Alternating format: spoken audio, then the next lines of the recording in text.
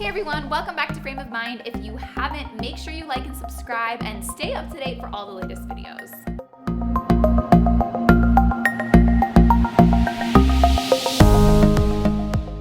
So this week I had the pleasure of talking to Annette Lopez, who is a nutritional therapy practitioner and mental wellness coach. She's a trained psychotherapist and master NLP coach. Annette is a firm believer in combining both nutrition and mindset coaching to heal the health of the whole person. So now more than ever, I thought is a great time to talk about mental and physical well-being. Annette and I discussed different eating habits, emotional eating, and we talked about what she does as a health coach. Many of you have maybe heard of health coaches and maybe aren't sure exactly what that involves. She talked to me about what you should look for if you're ever interested in working with someone like her. So if you're interested in hearing our conversation, keep watching. Thank you so Good. much for talking to me today on your Sunday. Yeah, of course.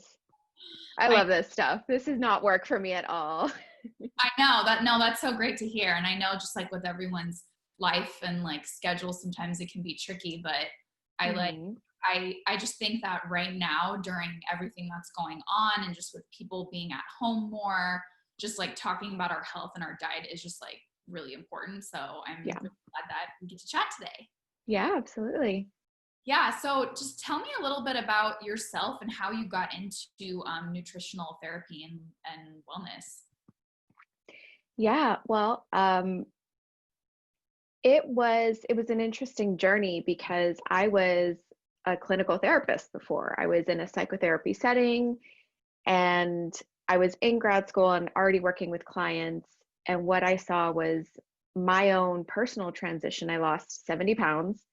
Wow. And I had severe depression before. And once I switched my nutrition, what I was eating, I just saw the depression begin to lift. And I thought, okay, this is a key piece to mental health that's not being talked about even in grad school in a clinical setting. It just wasn't really even talked about. It wasn't on the radar. And I decided then and there to go back and study nutrition because I felt like once you get the nutritional component in place and do the mindset work, the therapy, working with your unconscious mind, that's when you just like catapult yourself into just a completely different phase in life. Did you do that on purpose, like with the diet, or was it something you kind of stumbled upon, or were you trying to change the way you eat and see if it changed the way you felt? The side effects of releasing depression that's just that, a side effect. I didn't know that was going to happen. Mm-hmm. I'm petite, I'm 5'1", so I was very overweight. I wasn't overweight, I was obese. And I was eating healthy whole grains and organic dairy and I was eating whole foods. Right. But I went to like a functional medicine doctor here, and they said, look, we can jumpstart your weight loss with the HCG diet. And I know it's very controversial.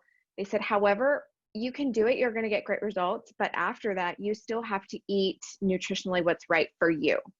They said, because there's no point in doing this and dropping the weight, and then you go back to eating how you were before. Mm-hmm. And I said, okay, well, let's do that. And they said, all the things you're eating, you have a sensitivity to, and that will make you gain weight. Interesting. So they were whole foods. They were organic foods. Everything was from Whole Foods. Yeah. Everything was from Whole Foods. Literally from Whole Foods. Literally from Whole Foods. And I was just still very overweight. You know, I wasn't even overeating. I was eating maybe once a day, maybe twice. So I wasn't binging on Twinkies and donuts. And a lot of times that's what people think when they see someone who's overweight, like, oh, they're just eating junk food. And it's not always the case. And I think, so just to talk a little bit more about that, because I think that's what can be confusing. So you were saying you were eating whole foods, right? You weren't eating Twinkies and Doritos and Cheetos. You were eating healthy foods that you were buying at good grocery stores. So like, what exactly was it specifically, and how did you differentiate like what was good for your body versus being like, oh, well, this is quinoa and this is a whole food, this is healthy? How do you make that distinction? So this was back in 2011. So it's almost 10 years ago. And at the time, the biggest metric we had was a blood test for food sensitivities. And when we went through that, my doctor said, like, everything is in the red for you, meaning I had a sensitivity to so many things, which indicated I had very impaired gut health, which is a key for mental health as well. And I thought, oh my gosh, I can just connect all the dots now. So I went paleo. He's like, look, you can eat most protein well, most vegetables are good for you. Tomatoes are kind of tricky. It's a nightshade. He said, but I don't care about calories right now. Just eat foods that your body is saying okay to, like it's giving you the green light. And that I just started simply from there, like a paleo template, because it overlapped with what my food sensitivity results were showing me. What would be like a good starting point for other people? Like if you don't necessarily have the resources or you can't go get tested, because I know you were able to find this stuff through a blood test, or if someone didn't want to do that, but they just felt, like unhealthy. Because I have friends that are like, I just feel sluggish, so I'm going to cut out grain for a month or dairy for a month. What do you think is a good starting point for someone that wants to kind of hit the reset button on their health? Yeah, great question. And elimination diets are the gold standard. So even if you get to do blood work, elimination diets are always going to speak to you very loudly. So I would say the bases are like grains, dairy, and soy. Okay. Even some nuts and seeds for some people, those are tricky. I myself can't really do a lot of nuts and seeds. They have lectins, which is a plant toxin. So those are not very just apparent in my diet, but I would say grains, dairy, soy, sugar. Yeah. Those are the big ones that come to mind for me. Is there anything specific that you've noticed recently with your clients and with, people being at home more? And like even myself, I eat pretty healthy, but I've noticed that I'm snacking a lot more. I've never been a huge snacker, but it's like you're home and the fridge is right there. So, like walking into the kitchen, getting a snack. So what are some habits that you've noticed some of your clients that are turning to more right now? A lot of times it's carb-rich foods that people crave, because what happens is it gives you that quick, like, rush of dopamine, that quick hit, right? And it gives you a quick source of energy. So carbs get, converted into sugar fairly easily in our body. Ice cream, alcohol, right? Those are big ones because we think, okay, this is taking the edge off, right? This is just helping me kind of decompress in this moment. And man, I just saw a video. It was a couple weeks into COVID, and this guy was walking around his neighborhood and everybody had their recycle bins out, and there were like cases of wine and alcohol bottles. And he said, this is like the fourth house I've walked by. Yeah. And it's just there. And the tricky thing about alcohol is that it impairs with your sleep. So then you don't get enough deep sleep. You don't get enough REM sleep. So you wake up the next morning craving more sugar and carbs. So then it kind of perpetuates a cycle, because it's not so much the inhibition kind of stuff that alcohol provides that people get hooked on. It's the sugar of it. Shuts off your prefrontal cortex, this front part of your brain that is impulse control. And so aside of like the sugar, like just addiction that goes on there, like you said, your decision-making abilities are just really impaired. And then if you're doing all that and then talking to relatives and they're just so like, oh my gosh, did you hear this? Did you hear that? Did you read this article? Did you see that news thing? Yeah. It's going to add more flames to the fire. And you're going to be like, where's the Costco size jug of wine? Exactly. Give me that giant cup. Right. Just the big one. Well, and I feel like, does that, especially now, does that play a lot into emotional eating? Because I know, like, especially at the beginning of this, so many people, there were so many things that were unknown. People are stuck at home. Their kids aren't at school. People are losing jobs. And how is that all playing into emotional eating? Emotional eating it's kind of taking on this kind of new form right now in some ways, because this is a global situation, right? It's not just strictly the US. It's not just strictly any other country. We're all going through this together.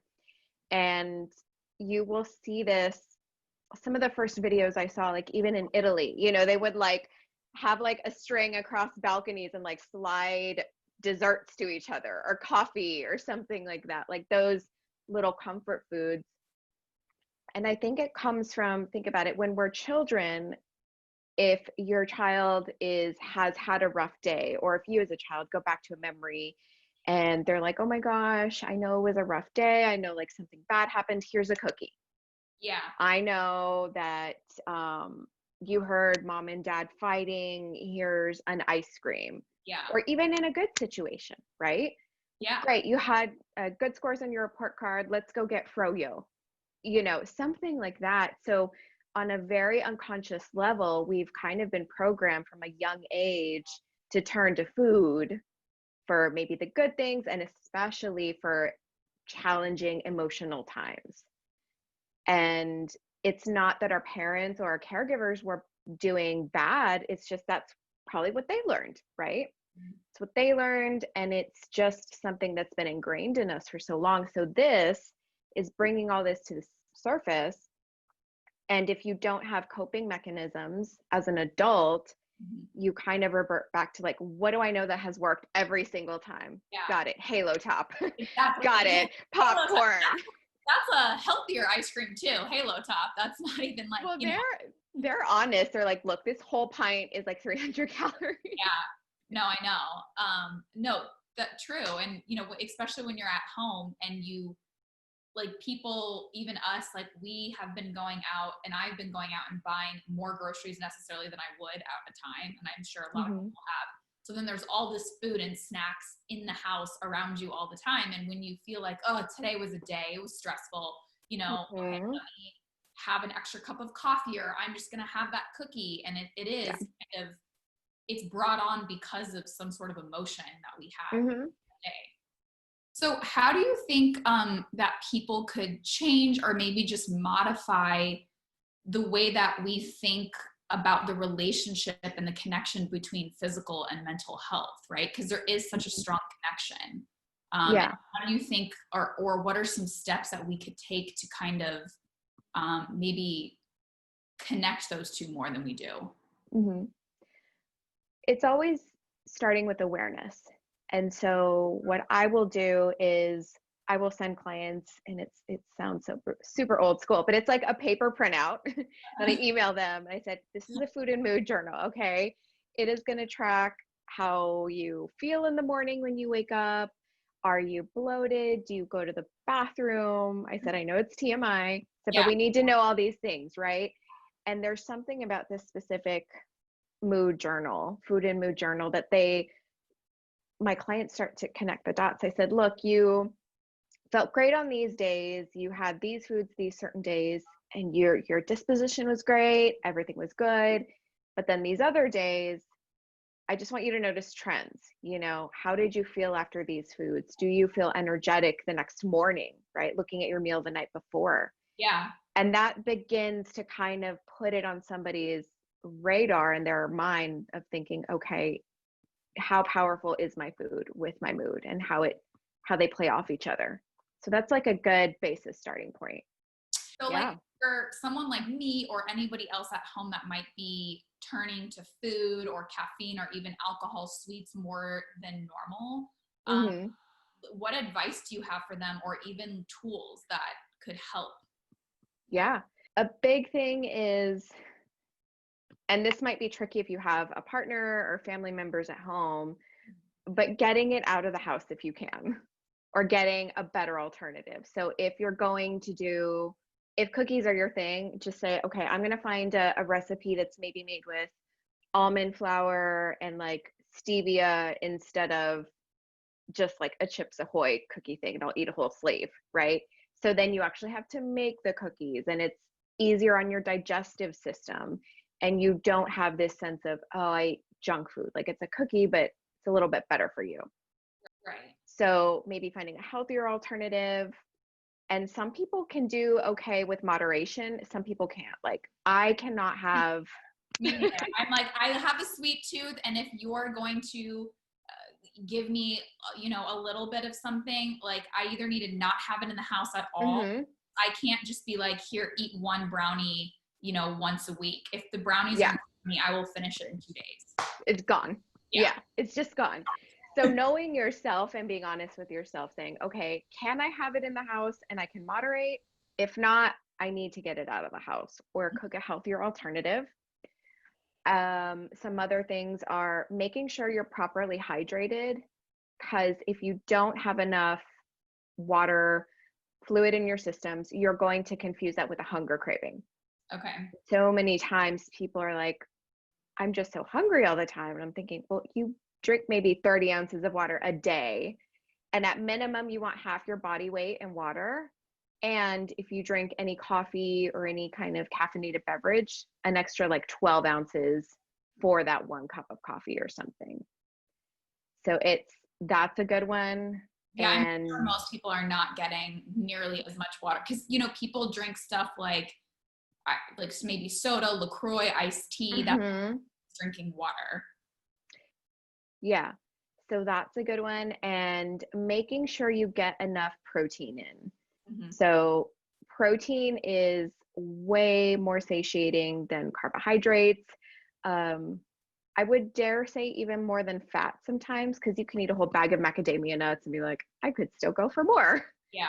And with protein, you're just going to get satiated quicker, and it's going to help stabilize your blood sugar too. Okay. So that's going to be good. Do you, we talked about this before. I know we had discussed it a little bit with diets, and I know with the amount of different information there is out there when you're talking about keto, paleo, high fat, low fat, high protein, low protein, diet really isn't one size fits all, right? All of us have, Agreed. We have different backgrounds, different genetic makeup. The same diet that might work for me might not work for you. Like, it can just be really overwhelming. And I've even felt this before when I'm trying to figure out what the best way to eat for myself is, because there's just all this information coming at me. Like, what do you recommend as a good starting point? Like, I know obviously this is your job, but if I didn't have a health coach or a nutritional therapist, I know we talked about the elimination, but how do you know, or what are some factors that would be pointing me in the right direction that I'm making the right choices for myself, if that makes sense? I know that was a way to say that. No, it's so true, because like the way we have to think about it this way too, like with social media now, right? Versus even 5 years ago, we have so much stuff kind of coming at us, right? It's on Instagram and IGTV and Facebook and Twitter and like all the things now. And it can feel overwhelming, especially because as a woman, our cycles are different. We have different hormonal needs. We have different nutritional needs. And to get started, everybody is just like, and I've been there before, you just want one thing. Like, give me one answer and it'll work forever the rest of my life. And I don't have to do anything. And a good starting point is just, if somebody is still kind of eating a standard American diet, clean it up to just whole foods, like just basic, start there. Cut down your sugar, maybe read some labels, and you'll be really kind of shocked and interested. Like, you read a salad dressing label or a ketchup bottle, you're like, why is there corn syrup, sugar, and a dextrose in here? Like 3 different kinds of sugars, right? It's interesting because, the gut health piece comes in, right? But just kind of getting back to what somebody can do easy is just start with whole foods and then really keep it simple. Like, do a good amount of protein, because from, I want to say about age 30, male, female, we all start to become sarcopenic, meaning we start to lose our muscle.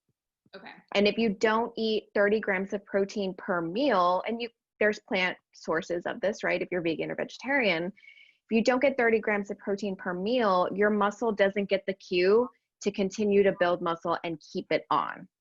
So if you're trying to lose weight, you're like, well, the scale's moving, but my clothes are not really shifting. It's because you're losing muscle, not fat. Right. So, and that's when kind of your body composition changes too, and you get into that almost skinny fat area where you're just like, you're not getting sort of like the look or what you're probably setting out to achieve. Mm-hmm. So just basic protein, get some veggies in. I'd say do cooked, for the most part. And if you want to do if you tolerate carbs, okay, test it out. Do sweet potatoes, regular white potatoes. If you cool them, cook them again, and then cool them, you get really good, delicious, resistant starch to help feed your microbiome, your gut. So that's a good way to eat white potatoes. Mm-hmm. And gosh, sushi rice might be okay depending on how somebody handles blood sugar stuff, but just really simple, mostly veggies and protein, and like olive oil, avocado, coconut. Yeah. Keep it that simple. Healthy fats. Mm-hmm. And so we talked a lot about diet and things we can do, but what about mentally, like practices, changes that we can make in our lives, things that you recommend to your clients to kind of, tackle the mental part of all of this, and how the things that we tell ourselves, just anything that you think that people could do, tips or tools at home. Yeah. And I think the reason why this is so important right now is because if you're at home and don't have the ability to still work, what can happen is if you haven't dealt with issues from the past, like negative emotions from the past, they're kind of bubbling up. Yeah. Because this global consciousness of stress and fear and uncertainty triggers uncertainty within us. So then we're like, okay, I can't have it together right now. I don't have my outlet of going to the gym. I don't have my outlet of going to work to help me distract from things I didn't deal with from a long time ago. And anxiety right now, it's so pervasive because it is basically, it's a fear that the future outcome is going to be bad. So people that have constant anxiety, they are always thinking like, okay, the future is bad. It's not going to be good. I don't know what to do, right? Mm-hmm. And it's just kind of, I was checking up on statistics earlier, and it was like depression is one of the leading causes of disability in the US. So ages 15 to 44, you're looking about 14.8 million American adults. Wow. And that's about 6.7% of a given population in that age. I mean, that is very stunning. Yeah. And it looks different. So anxiety and depression. So how people can begin to make steps is taking a look at, what are my thought patterns? What are my behaviors? What am I doing day in and out that isn't working for me? Because awareness is a really big piece of it. Because if we don't know what we're doing that needs to be fixed, how can we fix it? How can we shift it? So things like a sense of emptiness, feelings of hopelessness, helplessness, irritability, poor concentration, loss or gain of body weight. So, and this is if you're not intentionally trying to lose weight. So if someone drops weight really quickly and it's not on purpose, that could be another sign and symptom, and as well as inability to experience pleasure, inability to just enjoy those moments, being lethargic, and poor self-esteem too. And that one, I feel like, is something people don't really think about, like that poor self-esteem piece. So when you notice these things within yourself, I would just say, one, take some deep breaths, ground, and say, you know what? Okay, this is my starting point right now, and I can progress from here. Mm-hmm. And think about what could be contributing to the anxiety. Could it be listening to the news all the time? Could it be talking to certain people, friends, relatives? So just some basic things like, who are we talking to? What are we watching? What are we reading? And how that affects our predisposition. Because if you're always watching the news and just constantly seeing, it's bad, here's this, here's that, this is bad, that's all that's literally coming into your unconscious mind. Listen to a podcast, listen to like interviews that you're doing with amazing people, elevate yourself and get into like a different vibration. And then you kind of feel like, okay, I can do this. I can get out of this space. And I would say if anybody can look into neurolinguistic programming, that's what I do. That is that's a game changer, because NLP, what it does is it works with the unconscious part of your mind. So like affirmations are beautiful and they work with your conscious mind. Like 5% of what we do is dictated with our conscious mind. Our unconscious mind directs 95% of our actions. And that's where the really amazing work can be done. So you work with a part of yourself that makes the biggest change. And so what that can look like is you notice a belief that you have. For example, a lot of people have had this before of, I don't feel good enough. I don't feel XYZ enough, right? If it's in career, whatever it is.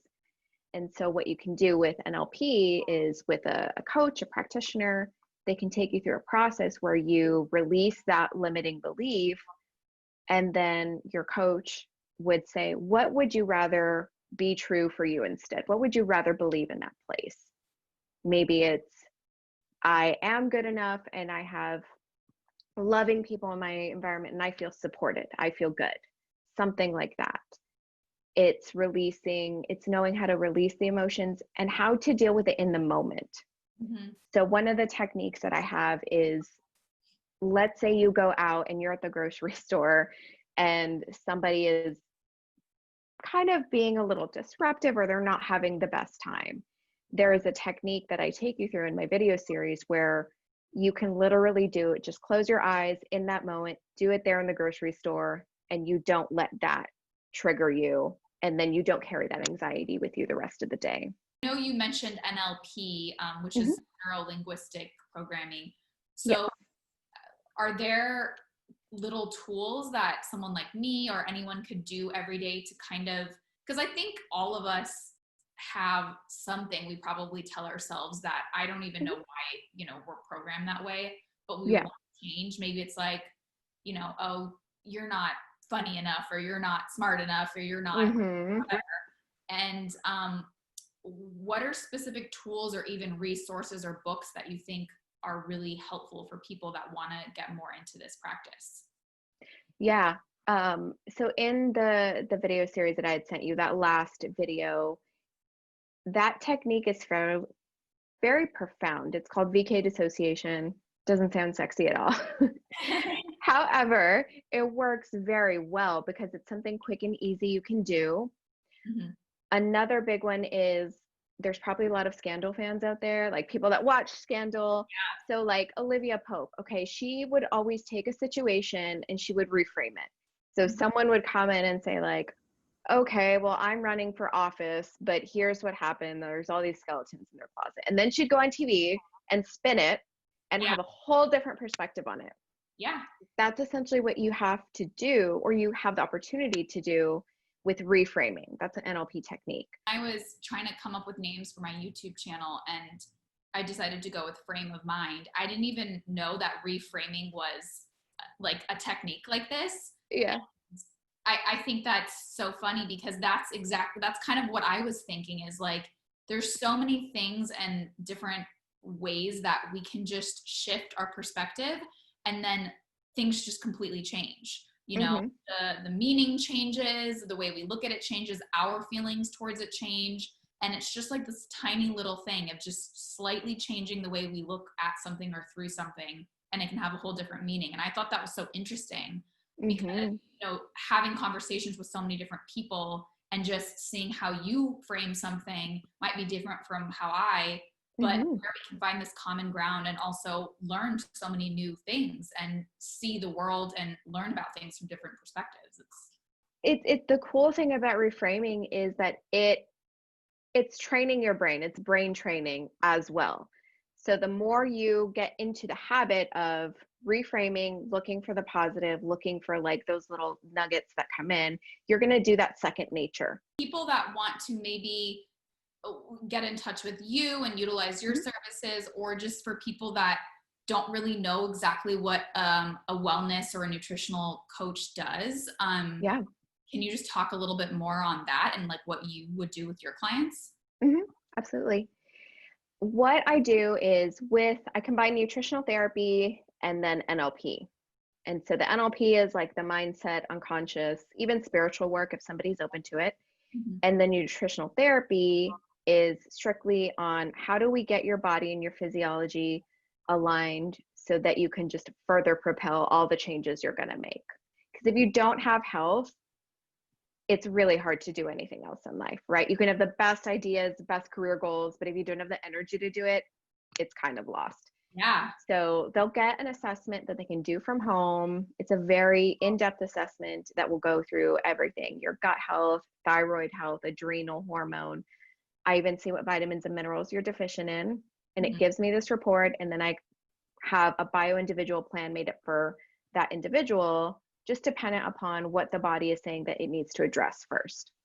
So if it's gut health, if it's blood sugar management, we kind of tailor it from there. And there are some supplements that can be used if they're open to that. If not, that's cool. We start with nutrition first. Mhm. And then the NLP comes in. And for example, in health and fitness, how that looks like is I say, what are your beliefs on food, on nutrition, on your body, right? What are your thoughts and beliefs on your body, what it can do? Do you even believe change is possible right now? Mhm. And really doing that deep internal work of, okay, I've been thinking for the past 10 years that it's impossible to lose weight. Well, yes, you might not have come across a protocol that works for you. And that thought alone that you can't lose weight could be the very thing keeping you from losing the weight. Yeah. Could be the very thing from keeping you from finding a protocol that works for you. Mhm. And I tell people, I say, if you want just a meal plan, I mean, that's not really how I work because I truly believe you have to do the internal work, the Yeah. really deep work, because all those beliefs, those stresses, if you had a really rough childhood and there's traumas that need to be released, I will work with an individual and help them release those traumas and emotions. And that can be done in minutes. Trauma Mhm. doesn't need to stick around for years like traditional therapy says it does. Yeah. And so once you release those traumas, the emotions, your physiology, your adrenals take a breath and they say, oh, okay, I'm not carrying around that stress anymore. So then your body starts to shift too, because you're not carrying around that kind of tape in the background saying, okay, we're really scared all the time, or we're really angry all the time, or this event in the past just kept fueling our body into a stress state. Mhm. So that's the work that can be done. What are the benefits of having a personalized health coach versus just going on the internet and reading and kind of trial and error? Mhm. I mean, you could do both. And if you're somebody that needs the accountability, Mhm. then that's where a really good qualified coach will come in. And I would say when someone is looking for a coach, ask them, like, say, hey, do you have different protocols for men and women? Do you have, is it individualized to me in any way? Or is this just kind of something you give everybody, Yeah. right? Because that's going to be a big deciding factor too. Is your coach looking and open to you maybe not doing the protocol 100% the way they say it, right? Are they okay adjusting it to you and your needs? Because food is so emotional. It really is. We bond over food. We have good memories with it a lot of the times. And it's very vulnerable. Like handing over a food and mood journal, Yeah. it's like giving your diary to Yeah. somebody, okay?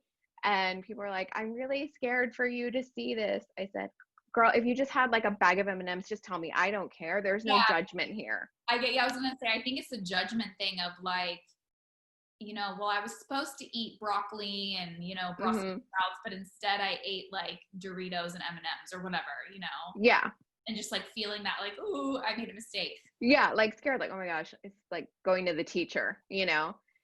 Um, and like having someone as a coach normalize it and say, you know what, it's okay. Nobody is perfect all the time. Perfection is it's just like so destructive in so many ways.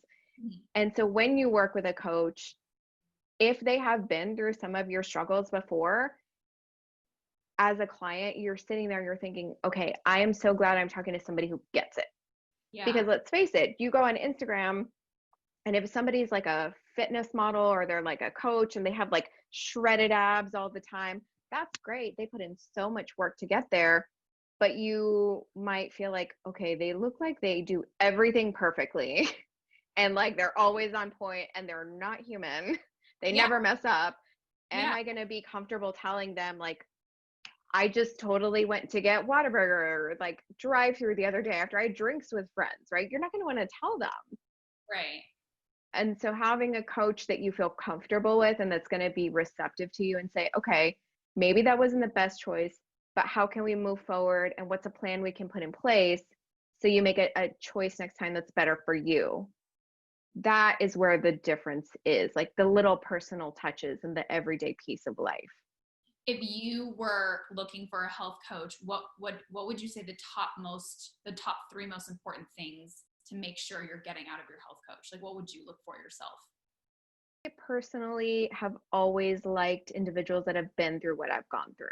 Mhm. So if it's a coach that has like been a fit athlete their whole life and never dealt with food struggles or never had to lose weight, or they've never had that like that when you're heavier, there is a judgment that can come from people sometimes. Mhm. And so somebody who's never been through that, they're not going to understand, like, well, why don't you want to just go to the gym in a sports bra and work out? It's like, it's uncomfortable for me, right? Yeah. So having somebody who has been through what you're specifically looking for is a big piece, Mhm. because if there's not that connection with your coach and you don't feel like they're really seeing you and have that empathy for what you're going through, it's going to be hard for you to really even like be truly vulnerable with them. Mhm. So that is a huge piece. I would say somebody that is going to look at the mindset piece of it all and be open and flexible to how things will work, Mhm. and somebody who, when they're being accountable with you, how are they delivering that accountability?